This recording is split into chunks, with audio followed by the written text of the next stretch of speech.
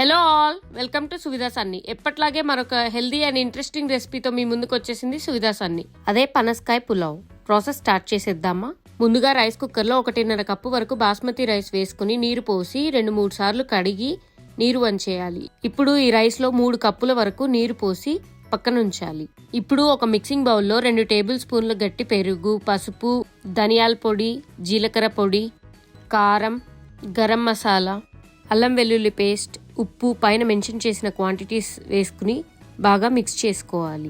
ఇప్పుడు 2 టీ స్పూన్ల నిమ్మరసం, సన్నగా తరిగిన పుదీనా, కొత్తిమీర, 1 టీ స్పూన్ నలిపిన కసూరి మేతిని వేసుకుని లేత పనసకాయ ముక్కలు 400 గ్రాముల వరకు వేసుకుని బాగా మసాలాలు పట్టే వరకు మిక్స్ చేయాలి. ఇలా మిక్స్ చేసిన మిశ్రమాన్ని పక్కనుంచాలి. ఇప్పుడు గ్రేవీ కోసం పైన చూపించిన మసాలా దినుసులు సరిపడా క్వాంటిటీస్ తీసి పక్కన పెట్టుకోవాలి. ఒక కడాయిలో 2 టేబుల్ స్పూన్ల నెయ్యిని వేడి చేసి చూపించిన మసాలా దినుసులన్నీ వేసి సన్నని సెగపై ఫ్రై చేసుకోవాలి.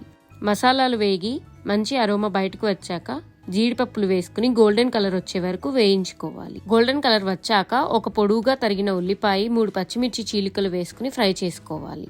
ఉల్లిపాయలు కొంచెం ఫ్రై అయ్యాక మ్యారినేట్ చేసి పెట్టుకున్న పనసకాయ ముక్కలను వేసుకుని బాగా కలిపి మూత పెట్టుకుని కొంచెం సేపు వరకు మగ్గించాలి. అప్పుడప్పుడు మధ్యలో పనసకాయ ముక్కలను కలుపుతూ మూత పెట్టి మగ్గించాలి. కొంచెం సేపు తరువాత మూత తీసుకుని పనసకాయ ముక్కలను కలిపి సాఫ్ట్గా అయ్యాక ఈ మిశ్రమాన్ని ముందుగా నానపెట్టుంచిన రైస్లో వేసుకుని సన్నగా తరిగిన పుదీనా, కొత్తిమీర తరుగు, ఫ్లేవర్ కోసం డ్రై రోజ్ పెటల్స్ నచ్చితే వేసుకోండి, లేదంటే స్కిప్ చేయండి, కొన్ని ఫ్రైడ్ ఆనియన్స్, 1 టీ స్పూన్ నెయ్యి పైన స్ప్రెడ్ చేసుకోవాలి.